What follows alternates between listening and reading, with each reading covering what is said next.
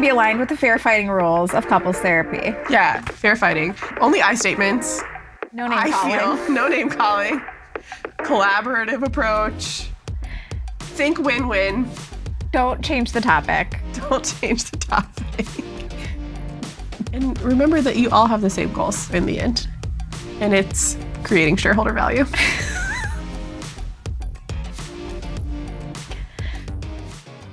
Hello and welcome to Pretty Funny Business. No, we weren't doing that anymore. We're not doing that anymore. We're in Cleveland now. I know. You're Welcome home. to my hometown. Let me tell you guys, as someone who doesn't live in Cleveland and has now been to Cleveland a lot of times in the last several years, no one loves Cleveland like Cleveland loves Cleveland. In fact, I am wearing a brand new Baldwin Wallace shirt. I have been eyeing this for 2 years. The Emmy office is on BW's campus, and yesterday our producer encouraged me to just go ahead and bite the bullet. You deserve it. Our episode it looks back. great. You're a Baldwin Wallace mom now. Did you know they filmed Superman here? Yes. Not in I did. Korea, but in Cleveland. Yeah. I've been assaulted with that information for the last 24 hours, but I'm really happy for you, Cleveland. Let us have one We thing. love to be here. This is great. We also have a really big lake. I know about the lake. It's only technically a lake. I thought maybe you were going to say some nice things about Cleveland when you first started talking about it. Because it's great. 1.5 years ago when you were here and we went to Put in Bay, which is a magical retreat. The Key West of Ohio, yes. Of the entire north. Okay, sure. You were on the ferry and you were like, this is not a lake. I grew up in North Carolina with a lake that is a lake. It is Lake Norman, and it is, you can see the other side of the lake from where you are. That is not the experience on Lake Erie, which I would classify as a sea. I think we need to bring back the word sea. We're not using that. I think seas aren't allowed to be freshwater. I'm just saying that we need to expand our definition All right, a little bit. you know what we're arguing like right now? Marketing and sales. Oh my God. Look at that segue. That was so beautiful. I'm not calling the MQLs because they're terrible. But you also don't have enough to call.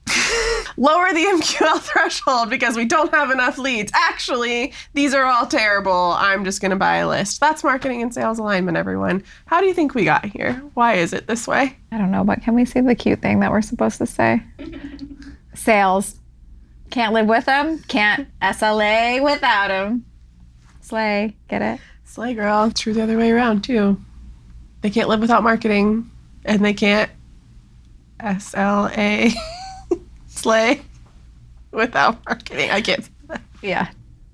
If we're going to do marketing ops v sales ops, then that is spicy because we're mostly friends. Aren't we all one big happy family of RevOps? RevOps. But RevOps is actually just sales ops best rebranding of all time. Of all time. Anytime you can put the word revenue in the name of something, it automatically means it will be funded well. And for some reason, sales has historically been better at rebranding themselves than marketing has. Shocking. Marketing should be better marketers for marketing. Yeah, but we don't have budget to do it. Sales has all the money, and that's why marketing hates them. They get all the money. They get all the credit for closing as if marketing had no input at all, and they certainly feel that way. I have several hot takes. Are we allowed to say our own takes are hot? Yeah, you can self-identify as a hot take. I just can't self-identify as a thought leader. No, that the committee has to convene. Okay. To be nominated from the council. One of my hot takes is that marketing ops is better poised to lead RevOps than sales ops historically is. Spicy! That's a spicy one. Okay, tell me why. I know. This is because we have had to learn the sales ops systems from the get-go because of all of the integrations. Like, I don't know one marketing ops person who's like, yeah, I know nothing about Salesforce. Totally true. But how many sales ops people would be like, I could also do Marketo. I have no idea. They're the ones that are making massive changes in Salesforce that are beep, beep, beep, beep, beep. Doing bad stuff. They're messing up the sync in a bad way, and they don't even because they don't know how it works. No, exactly. Yeah. But we have to know how it works because we have to fix it. Right. So that's what I'm saying. Marketing ops has a more holistic view of all of the systems and how they work together than sales ops does, which historically has been very myopic. But I do think that maybe now there's a lot more tech out there that they're having to use, but I still think it's very specific to sales only. What do you think about lifecycle marketing? What is that? That's my question.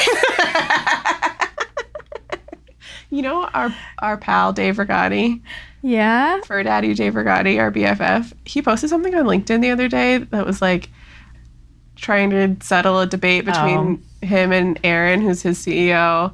On like what they're going to call their product. Yeah, and it was something, I told him, like, this is too many words pushed together, but it was like a Customer lifecycle revenue automation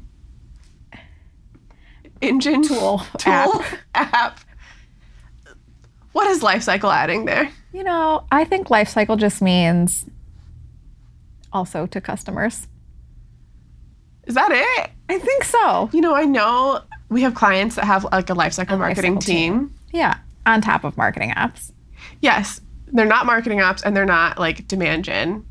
They're a secret third thing. Lifecycle. It's a little bit of both.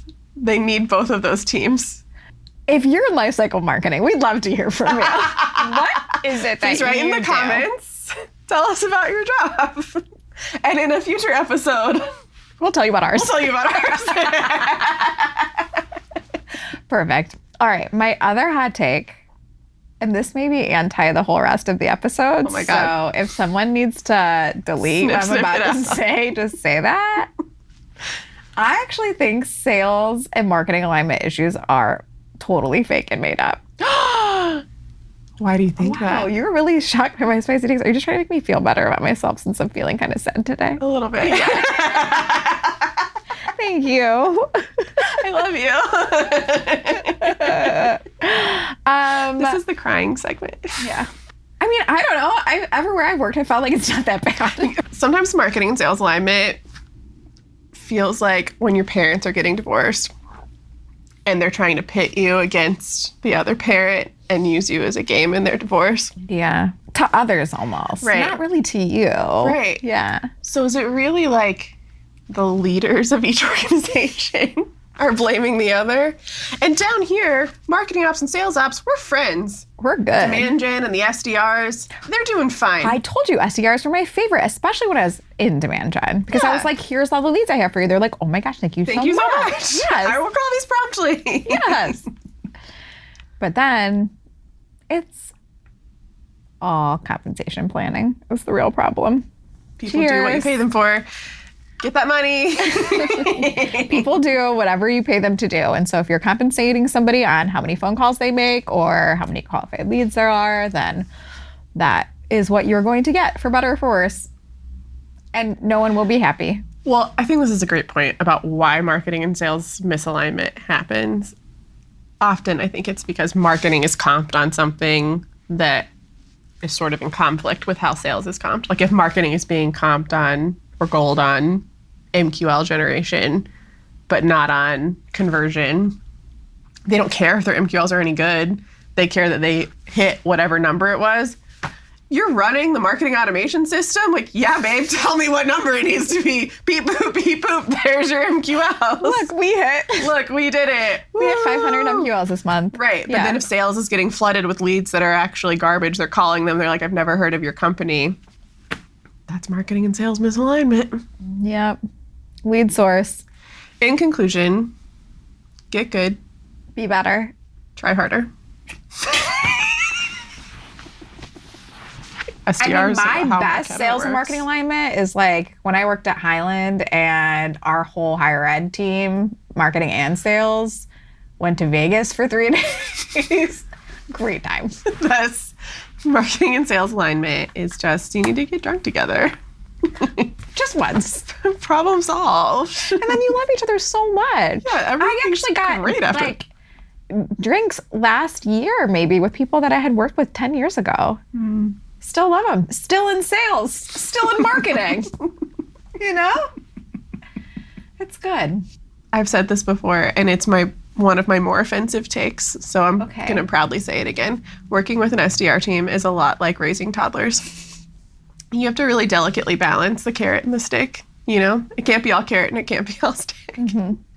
That's how marketing and sales have to work together. So, for example, a stick that I've given the SDRs before, this is not uncommon, is, those like escalating MQL, SLA infraction alert things. Like you pass an MQL over to the team, it gets routed, and they have an SLA on how like long. 3 days or whatever. Yeah, before they have to have responded to it. At this company, it was 24 hours. And if 24 hours passed and they hadn't responded to it, then we sent an alert to them and their manager to be like, hey, asshole, follow up on this MQL. And then if another 24 hours passed, it went to them, their manager, and their manager's manager, and it went all the way up to the CRO. It was really cool because we had to build this whole thing so it didn't ding them for time passing on weekends or on holidays, and it was based on geo of where the SDR was located. It was like very complicated. Sounds like a literal nightmare, but go ahead. It was super fun, not a nightmare. It was really fun. But anyway, my point being, that's a stick, right? You're punishing them. If they're not doing what they're supposed to, you're punishing them. The carrot, like you're hitting them with a stick? You know, like there's the stick and the carrot. You know what I'm talking about? What is a stick for? Stabbing them. Yeah. That's what I was hitting them with a stick. Is this violent? I think this metaphor is something about horses. Okay. You lead a horse with a carrot, with the stick. Not done with the stick. Yeah. We don't do animals, so I don't know. Wouldn't know. Wouldn't know. The carrot is when you go to Vegas together and all get drunk. They're like, these are my friends in marketing, and they sent me these leads from the trade show. And they love me. So they love me. I'm going to call all these people. We're on the same page. Yeah. The carrot is the money, I think. Yeah, that's true. Yeah. But marketing's not really providing that. I mean, the carrot and the stick coming from the company is, we will pay you or you will get fired.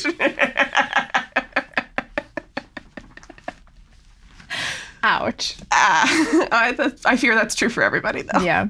Well, one thing that is very dear to my heart is this situation I always think about when I worked at GE with Nikki, who's one of our consultants now. And she was our Salesforce administrator, and I was on the team that was administering. I don't remember what I say that word. Managing. Say managing. Working in. Marketo. Owning. And I remember showing up. So she like hosted the weekly project meetings for Salesforce. And I remember showing up to them and like not like telling her like, oh, I did not work on this at all this week. Shoot. Like I need to do it. And she was like, that's totally okay. That's what these meetings are for. And I was like, oh my God. You didn't yell at me? No public flogging today? I was like, oh my gosh, I love sales. The reason you think that marketing and sales alignment doesn't exist is because Nikki was nice to you in a meeting. One time. Yeah. I fear that's trauma more than thought leadership.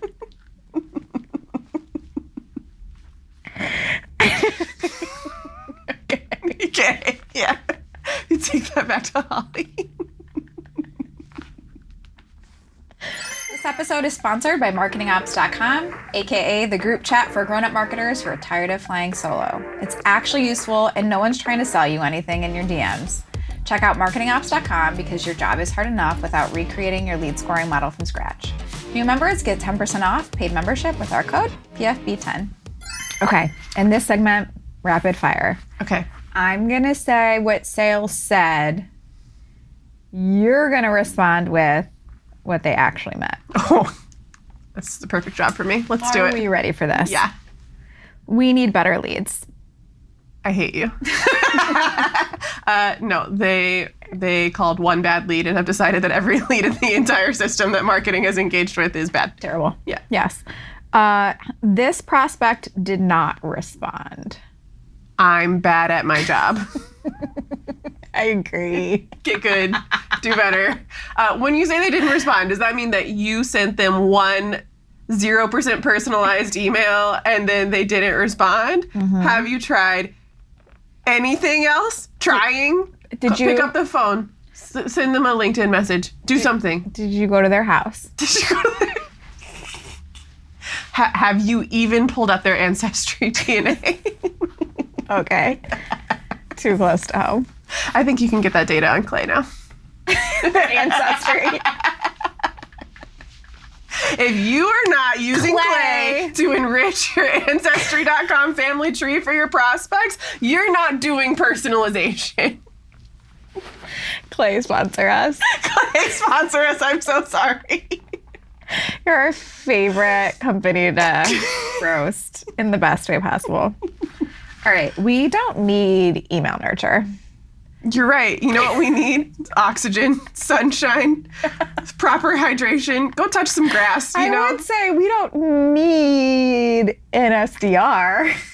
We don't need a sales team. What if we just put a cart on the website and AI? Have you heard of PLG? Dun, dun, dun. Dun, dun, dun. You know what? It didn't hit me in the brainstem until I was talking to a prospect earlier this week. And they were like, yeah, we have a product-led growth motion. My least favorite thing to say. And a sales-led motion. And I was like, sales-led? I've always thought like PLG and then like a more traditional B2B enterprise marketing. But having it be product-led versus sales-led, that's animosity. We're like pitting them against each other. Is it the new product and sales alignment instead of marketing and sales alignment? And that brings into play sales is the problem child here. We're not talking about marketing and product alignment. We're not talking about marketing and customer success alignment. Marketing-led growth versus product-led growth. Guess what? All the growth is marketing-led growth. Suck it. What is wrong with you? Is anyone real work here? All right. Quotes you've heard from marketing. It's going to be very telling which department I've worked in. This campaign did great.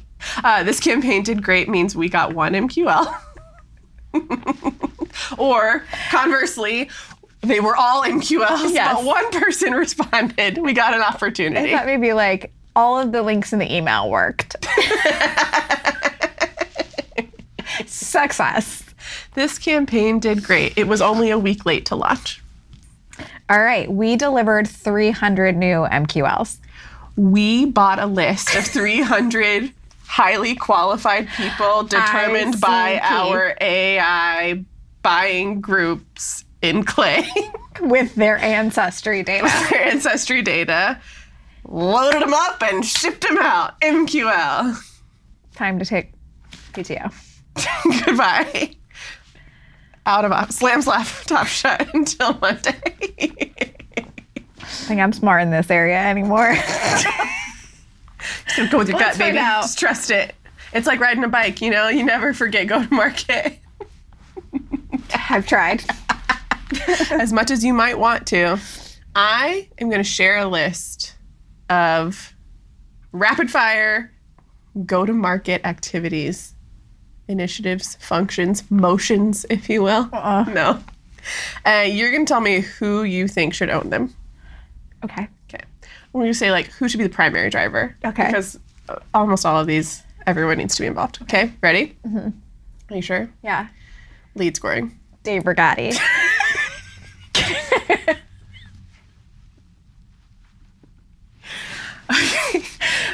Let's try this one more time. Back it up. I understand how you got to where you did. Dave, we love you. We think you should own everything. We're going to talk about which department should own something. Okay, ready? Lead scoring. Data science. Ooh, okay. Data science. I like that. I surprised myself. That was good. Did you know that was what was going to come out of your mouth before you said it? You know, after I said Dave Brigatti, I did. Okay, great. You got to get one for the trash can and then a real idea. That's how we do all of our company planning anyway. 5 bad, 1 data good. Science, is data science a a team that reports into a department, or are they just like a shared resource organization, neutral third party? So in my fake company, there's the fake company of Emmy Collective, and then there's another fake company that looks in my head, and Data science is a team that is a shared resource between all ops teams in the company. Okay. And they're also they report working to? with the teams that are managing the data warehouse. Ooh, yeah, data And engineering. I, in my fake company, data science reports to the CFO. Love. Great. Yeah, I Great. think it's the right Okay, answer. you ready? Lead routing. I wanted to say another name, to be honest. Who were you going to say? Ben. Ben Delia? Oh, Ben Delia. Yeah, he owns. Ben. Okay. Ben, we love you. Ben, you're in charge, man. Ben owns In lead another routing. episode, we'll talk about how we hire. And it is pretty similar to that. Who do I think would be good at this? Jamie! All right, listen.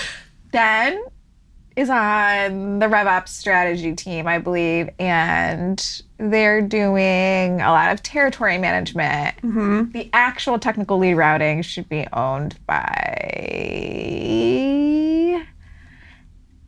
RevOps on a team that also includes marketing ops.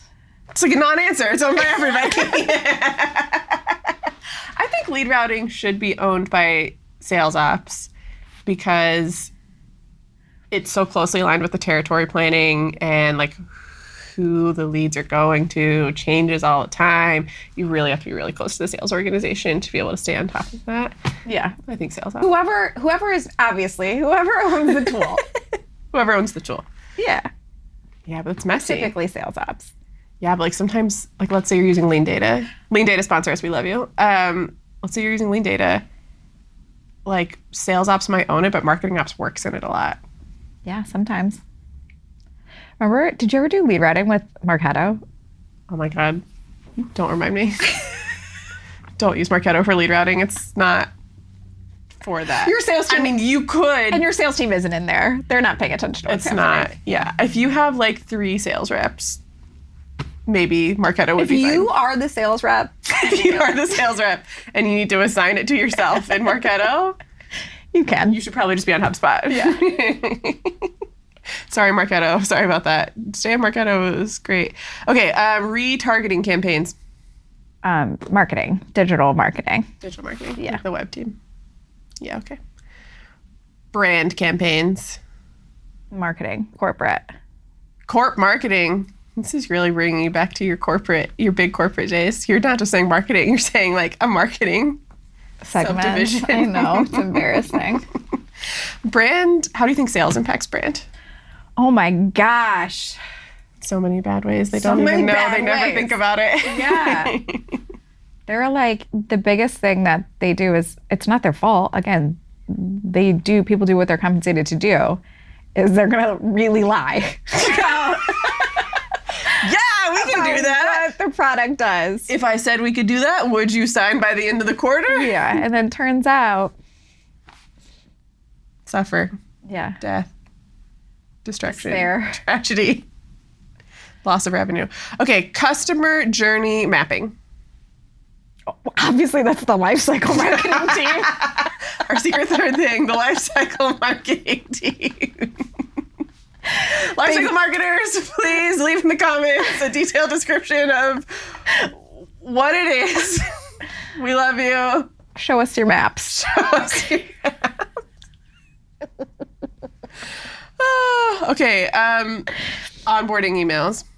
I'm gonna say it's product onboarding. Product-led growth marketing lifecycle team. Revenue. Using I Clay. think the lifecycle team Ancestry might DNA. be the product-led. You know, I think the companies that I know that have a lifecycle marketing team, they are also PLG. Product, Maybe yeah. that's the PLG marketing team is the lifecycle team. We did it. Okay, lifecycle marketers, please leave in the comments and let us know if we were correct about PLG. Like the product lifecycle? Yeah, like the Like lifecycle of usage of the product. right. Yeah. Sign up for the free trial. That's different Adopt the product. than the customer journey. Yeah, but it also goes together because you can be like an enterprise user that comes in through a free trial of a product and then expands into a full enterprise use Yeah. case. Yeah. Okay. the team's shared Notion doc or project management tool and whether it actually gets updated. Okay, this is for elite marketing ops teams who have a dedicated. You need a project manager. A project manager is the most underrated role that anyone can have ever. It is the number one thing that prospects fight us on when we sell it to them. And there is a certain level where we require that they include project management in their contract. Every time they're like, oh, thank God. no, never. No, sorry. When we're selling it, they're like, I don't think we need that. I don't think we need that many hours of that. Why is it so expensive? What if I PM it, me, the MOPS person, I'll do all of that work. Like, you're not going to. I know you're not going to. It's tale as old as time. But as soon as we get the PM in there, they're like, oh, great. Thank you. Can we have more of that? I think if I were hiring a MOPS team, that PM would actually be anything. Yeah. They can even help you with like planning for your headcount and whatever. Yeah, a good PM, it's priceless. Mm-hmm. There are also a lot of bad PMs. Bad PMs are costly. Why do you think sales and marketing alignment is something that we even talk about? Why is it a problem? It is a problem because everyone is looking for someone else to blame. So true. And the other thing is, and maybe more importantly, or more correctly, is that oftentimes compensation is aligned with who is responsible for generating the deal. So it may be like marketing's goals are aligned such that they're supposed to generate 40% of the revenue. This is a typical number. And sales should be generating 60% on their own. And so when that doesn't happen, there starts to be fighting over who generated this opportunity. Right. Typically, it goes something like this. Marketing does an amazing job at a trade show. They come back with a list. There's 2 hot leads on there. They put it into the system. The lead source is trade show.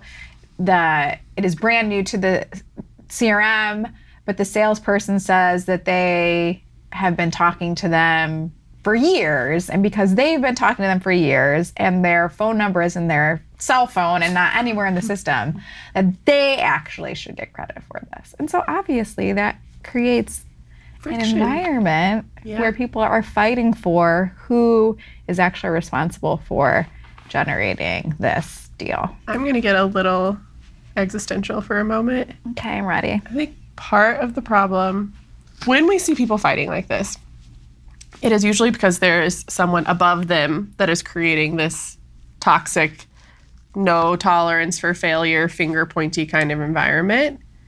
And I think that very often comes from a founder who is out over their skis, has taken on too much funding, and now has all of these investors to report to. Why are we not hitting our target? It's their fault, it's their fault, it's their fault. Instead of it being like a collaborative, solution-oriented, what are we going to do together, working in harmony as a team to fix to this. Improve things for everybody. Yeah. And I think that shared goals is often typically a healer of the situation. But there has to be trust. Are we talking about work? Or are we talking about relationships? But you're not going to, you can't have a shared goal with someone if you don't trust them to uphold their end of the deal. All right. So hot tips for creating and sustaining ideal sales and marketing relationships. Maybe aligned with the fair fighting rules of couples therapy. Yeah, fair fighting. Only I statements. No name calling. No name calling. Collaborative approach. Think win-win. Don't change the topic. Don't change the topic. Only talk about the issue that's in front of you. Yeah. And remember that you all have the same goals in the end. And it's creating shareholder value. In conclusion, you don't have to be besties with the salespeople, but your life might be more fun if you are. Yeah. I have a lot of fun with my sales besties. Also, finding a good champion is just like, remember that one time we gave that tip that was like, find one friend in IT? Right. Do the same for sales. Yeah. Have one friend in sales that will be like, hey guys, actually, Marketing's I've not been that calling bad. my MQLs lately. I got a few opportunities from them. I might actually like the marketing team. What you need is to 21 Jump Street sales. You have a plan.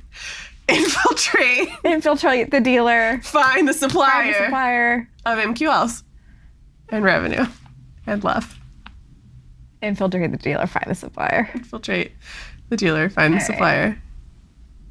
Good luck out there, little podcast. Like and subscribe wherever you watch and listen.